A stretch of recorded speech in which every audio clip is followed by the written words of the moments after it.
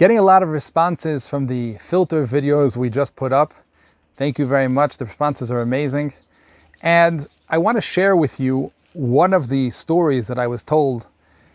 A bacher who, this is not a foreign story, I've heard hundreds of stories like this, but I think it's time that we spoke about this chinuch and how it's really destroying Klal Yisrael. When he was in 10th grade, his manal found him with a smartphone, and he called him in and said, if you don't give me the code, I'm going to expel you. So the kid said, I want to tell you, I've been looking at some porn. He gave him the code, called his parents in, and he told him and his parents, if this was a different yeshiva, you'd be kicked out forever. We don't have boys who do such bad things in this yeshiva.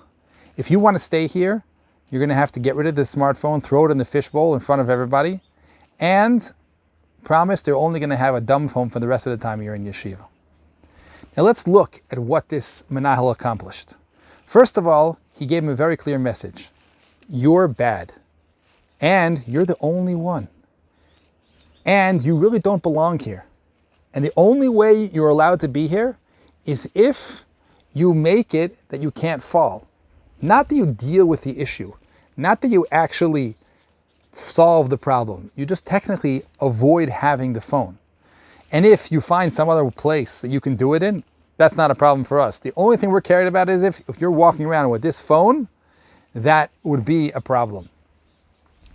This boy was taught nothing except that he's bad.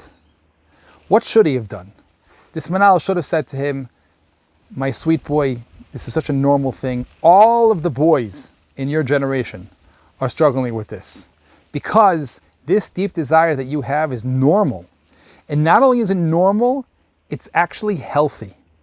And not only is it healthy, it's actually holy because it's the core to your entire beautiful marriage you're going to create, which is the biggest gilui shechina that you can have in your life. But there's $1 billion industry out there, which is figuring out the best ways to hook you in, and that's why 100% of people fall with this thing a little bit. And some fall more, and some fall more. And it's almost impossible that you shouldn't have seen these things. And now, what I'd like to do is help you, to guide you in the proper way, to guide you in the things that will make your life amazing, and not things that will destroy your life. So let me teach you what you're looking for, and let's see what these things in the porn, would this make you happy? And now I want to tell you something, my dear bacher. I'm always here for you. The next time you struggle, come talk to me, and I'll help you. And you know what? There's a lot of people around. All these bacher, we're all struggling together. And together we're going to beat this struggle because Hashem is with us and He wants us to beat this thing and He gives us the ability to beat this thing and we can make incredible marriages even though this horrible nisayon is in the world. That's what that manal should have taught this bacher. And if he would have taught this bacher would have been energized, he would have been happy, he would have been accepted. And then he would have been able to conquer this in 10th grade. But instead, what happened is he got a very clear message. I'm bad because of my innate desire, and that desire must be bad. And the only way I'm going to survive is if I take away this nisayon, because the second the nisayon comes to me, I'm going to fall. Didn't deal with the problem. And of course, the problem came back as soon as he had the opportunity. But not only that, he had more shame because he felt bad about himself. Because this manal told him very clearly, you're the only one, and you're bad for doing this. So he hid it. And you know what happens after this situation? I want to tell you. It doesn't stop when you're a bacher.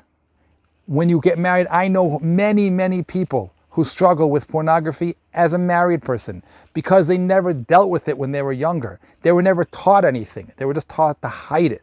And they were just taught they were bad. So they continue hiding it and they continue thinking they're bad years and years and years as it destroys their life and destroys their marriage and destroys their whole house.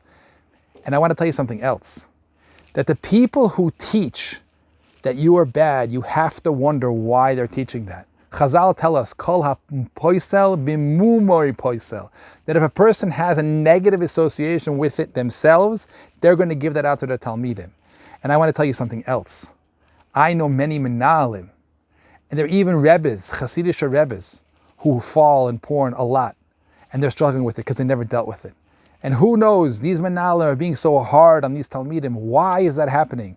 you have to wonder if they're poisel because of muma poisel. They definitely have a negative expression of understanding of the sexual desire.